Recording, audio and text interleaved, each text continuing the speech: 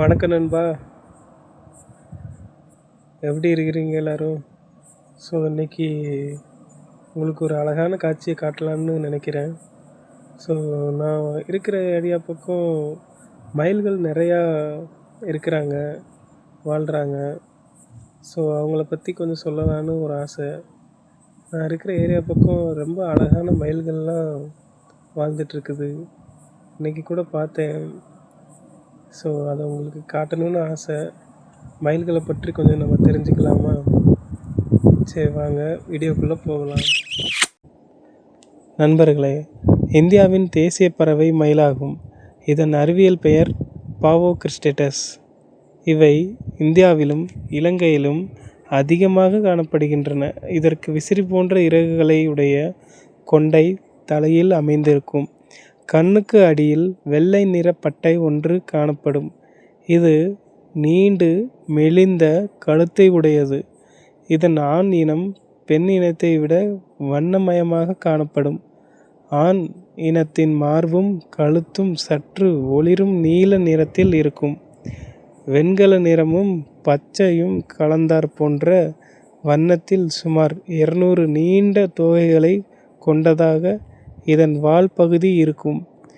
பெண் இனம் பழுப்பு நிறத்தில் ஆண் இனத்தை விட சற்று சிறியதாகவும் வால் பகுதி குறைந்ததாகவும் இருக்கும். ஆண் மயில் தன் துணையை கவருவதற்காக கார்மேகம் சூழ்ந்திருக்கும் நேரத்தில் தோகையை விரித்து ஆடும். மயில் நம் இந்தியாவின் தேசிய பறவை. 1963ஆம் ஆண்டு தேசிய பறவையாக அறிவித்தாங்க. யார் அறிவித்தாங்க? இந்திய வனவிலங்குகள் வாரியத்தின் முடிவை தொடர்ந்து இந்திய அரசு தேசிய பறவையாக அறிவித்தது. மயில்கள் ஆயிரக்கணக்கான வருஷங்களாக இந்தியாவில் வாழ்ந்து வர்றாங்க. ஆண் மயிலுக்கு தான் அந்த வண்ணமயமான நீளமான தோகை இருக்கும். பெண் மயிலுக்கு அந்த மாதிரி பெரிய தோகை இருக்காது. மழை வர்றதுக்கு முன்னாடி மயில் தோகை விரித்து ஆடுறத நாம் அடிக்கடி பார்த்துருப்போம். ஆனால் அதை மழையை வர வைக்கிறதுக்காக இல்லை, பெரும்பாலும் தன்னோட துணையை ஈர்க்கிறதுக்கான ஒரு இயல்பான நடத்தைன்னு விஞ்ஞானிகள் சொல்கிறாங்க. மயில்கள் பாம்புகளை தான் சாப்பிடும் என்பதொரு தவறான நம்பிக்கை இருக்கிறது. உண்மையில் அவை விதைகள், தானியங்கள், பழங்கள், பூச்சிகள், சிறிய பல்லிகள், சில நேரங்களில் சிறிய பாம்புகளையும் உணவாக எடுத்துக்கொள்ளும். இப்போது மனிதர்கள் வாழும் பகுதிக்கு மயில்கள் அதிகமாக வர்றதுக்கு காரணம் உணவு எளிதாக கிடைக்கிறதும், சில இடங்களில் அவற்றின் இயற்கையான வாழ்விடம் அழிக்கப்படுவதும் மாறி வருவதும் காரணமாக இருக்கலாம். மயில் நம் நாட்டின் பெருமை. அதை பார்த்து ரசிப்போம், தொந்தரவு செய்யாமல் இருப்போம். சரிங்களா?